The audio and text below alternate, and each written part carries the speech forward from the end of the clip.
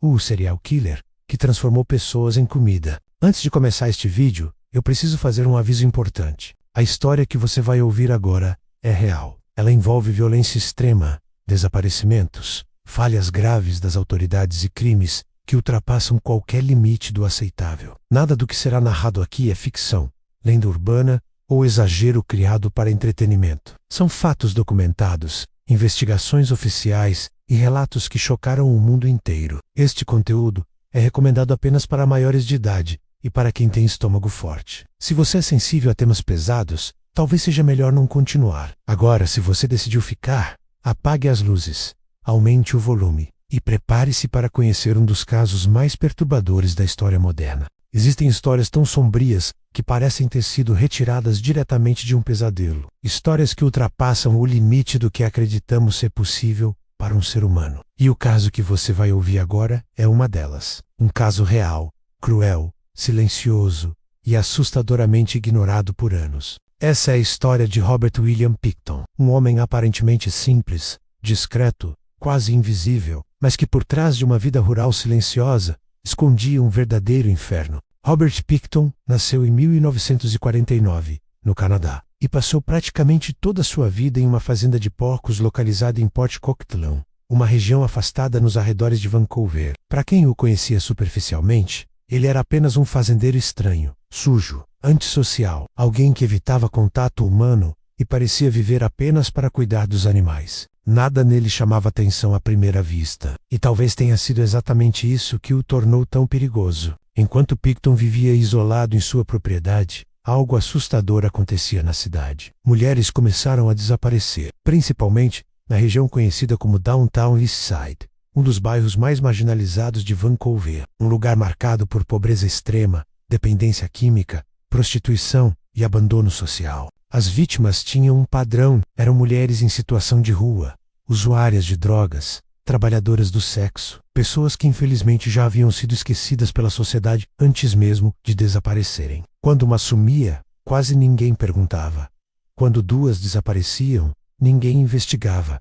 Quando dezenas sumiram, o silêncio continuou. E foi nesse silêncio que Robert Pickton caçou. Ele se aproximava dessas mulheres oferecendo algo que elas raramente tinham: abrigo, comida, drogas ou dinheiro. Às vezes apenas uma conversa aparentemente amigável, um convite para ir até sua fazenda, um lugar onde, segundo ele, poderiam descansar, se aquecer e ganhar algum dinheiro. Algumas desconfiavam, outras aceitavam, nenhuma voltava. Naquela fazenda, isolada, cercada por cercas enferrujadas, lama constante e o cheiro permanente de fezes e decomposição animal, Pickton cometia seus crimes. Segundo as investigações, ele assassinava suas vítimas de maneira brutal, muitas vezes com extrema violência, e depois esquartejava os corpos. Mas o que torna esse caso verdadeiramente aterrador vai muito além do assassinato. Restos humanos foram encontrados misturados à ração dos porcos. Partes de corpos foram trituradas,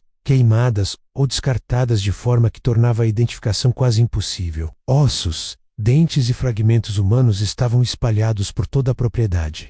A fazenda não era apenas um local de crimes, era um local de apagamento total da existência humana. Objetos pessoais das vítimas eram guardados: roupas, documentos, joias, troféus silenciosos de vidas interrompidas. E quanto mais a polícia escavava o terreno, mais percebia que aquele lugar escondia horrores que talvez nunca fossem completamente revelados. E existe um detalhe ainda mais perturbador. Há fortes indícios de que carne de porco da fazenda tenha sido vendida ilegalmente. Isso levanta uma possibilidade aterradora.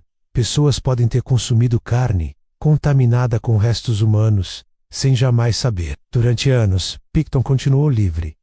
Mesmo com denúncias, mesmo com relatos de mulheres que escaparam e afirmaram que quase foram mortas naquela fazenda. Mesmo com vizinhos relatando tiros durante a noite, movimentações estranhas e comportamentos suspeitos, a polícia sabia e não agiu. Em 2002, após uma pressão pública crescente, as autoridades finalmente realizaram uma investigação completa na propriedade. O que encontraram foi descrito por investigadores como um dos piores cenários criminais da história do Canadá. Fragmentos humanos, enterrados, queimados e espalhados. DNA de dezenas de pessoas diferentes. Um ambiente de horror absoluto. Durante o julgamento, veio a revelação mais chocante de todas. Em uma conversa gravada secretamente com um policial disfarçado, Robert Pickton confessou ter assassinado 49 mulheres. Ele disse, com frieza perturbadora, que estava orgulhoso de quase ter chegado a 50. Segundo ele, 49 não era um número completo. Essa frase se tornou uma das mais assustadoras já registradas em investigações criminais. Pickton foi condenado por apenas 6 assassinatos, mas as autoridades admitiram que o número real de vítimas provavelmente nunca será conhecido.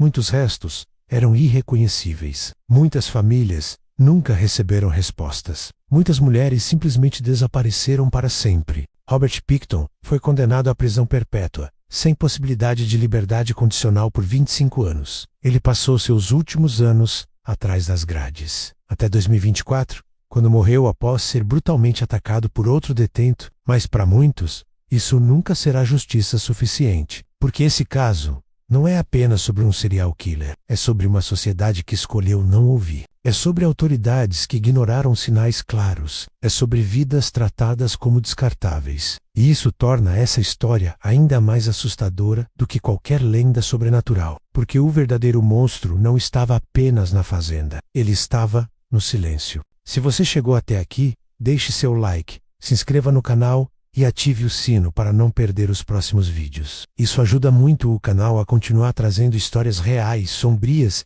e perturbadoras como essa.